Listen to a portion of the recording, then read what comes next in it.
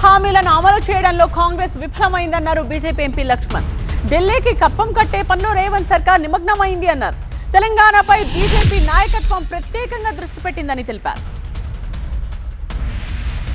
Congress BRS పాలన పట్ల విసిగి కుటుంబ పాలన, వారి యొక్క అవినీతి, వారి అహంకారపూరితమైనటువంటి పాలనకు మార్పు కోరుకున్న ప్రజల్లో విధిలేని పరిస్థితుల్లో ఆ రోజు కాంగ్రెస్ లాభపడింది. వాస్తవంగా కాంగ్రెస్ గెలుపు కాదది. అంతకుముందు ఈ రాష్ట్రంలో ఏ ఎన్నికలు జరిగినా గెలిచినటువంటి పార్టీ ఒక బీజేపీ మాత్రమే. అది ఉప ఎన్నికలు కానీ, గ్రేటర్ హైదరాబాద్ కార్పొరేషన్ ఎన్నికలు కానివ్వండి.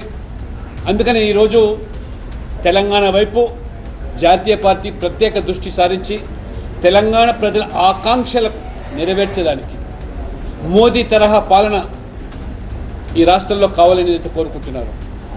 ఎందుకంటే బీఆర్ఎస్ కాదని కాంగ్రెస్ గెలిపిస్తే పెనం నుంచి పోయి పొయ్యిలబడ్డట్టుగా మరి ఈరోజు రేవంత్ రెడ్డి గారి పాలన ఎన్నికల ముందు ఇచ్చినట్టు అన్ని హామీలు, గ్యారెంటీలు, హామీలు మొత్తం వాటిని అటకెక్కించి ఢిల్లీకి కప్పం కట్టడంలోనే పూర్తిగా ఆయన నిమగ్నం కావడం.